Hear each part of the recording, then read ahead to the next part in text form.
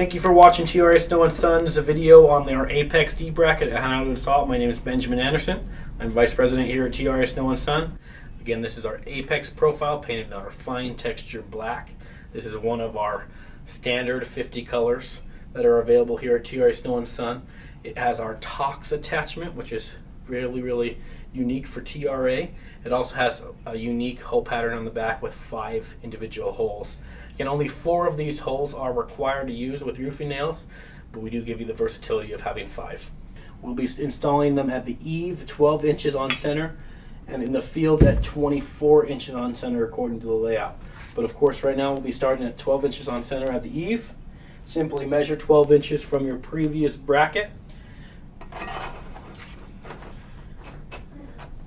Put it in the optimal position with the Tox being right below where your last shingle would overlap.